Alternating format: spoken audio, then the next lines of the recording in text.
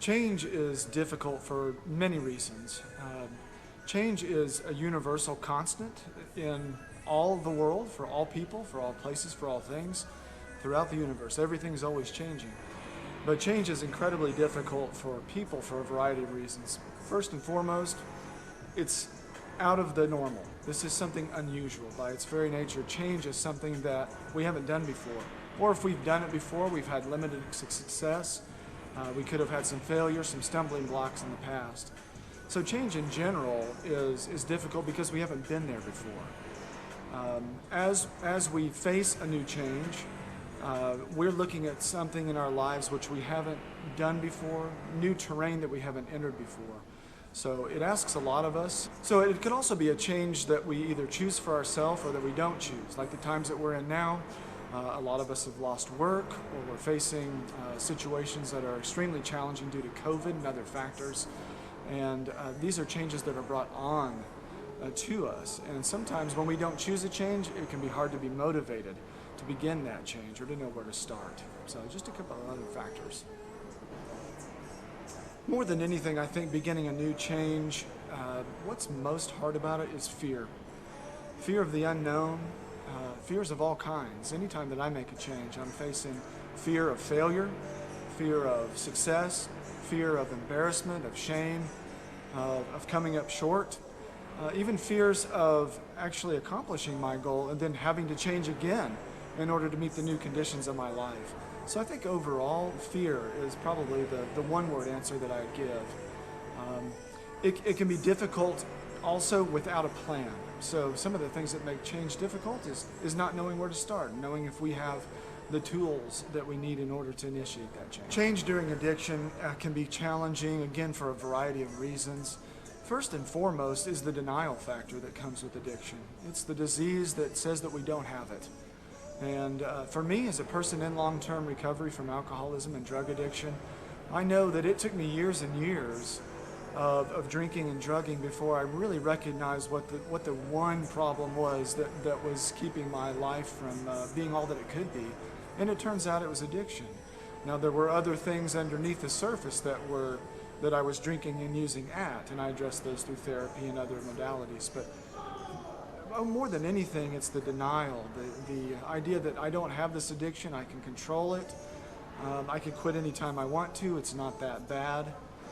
Other factors that make it hard to change if we're seeking recovery are having the financial resources, again during COVID, just having access to the care, especially in-person care and social support.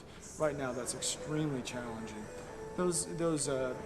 That type of help is out there, and there's lots of help online, so I encourage right now at this point for folks to reach out and look for that kind of help. These barriers that I think addicts and families face together are first around enabling, codependency, again with denial, and all of the lifestyle behaviors that come with addiction itself for the addict. It can be extremely confusing to live with an addict in the home or as a close relation. I know, again, speaking from personal experience, my wife tried again and again to help me to find sobriety, and to where it crossed the line into what would be considered enabling or codependency, and she shared that with me.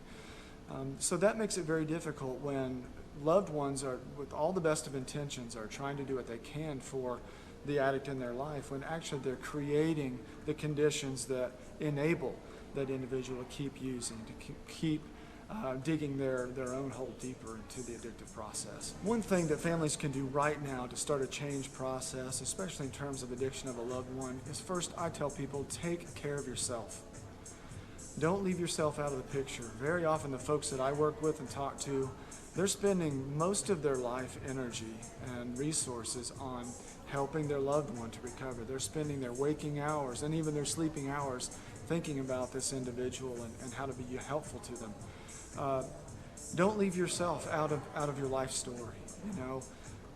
Many people will feel guilty or some sense of shame when they're focusing on themselves when they know a loved one's suffering. But as a person who has experienced recovery, I can tell you there's nothing that I want more than my wife and my family to have a happy life, regardless of what happens in my own life. So take good care of yourself, and second, reach out for help. Don't think that you need to do this alone. Don't think that you can do it alone.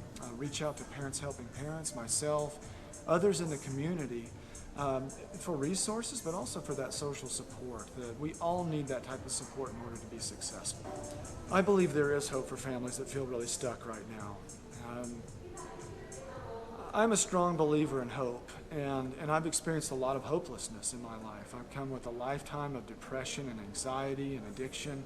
I've been clean and sober for 14 years, but depression and anxiety is still with me. That's something that I manage.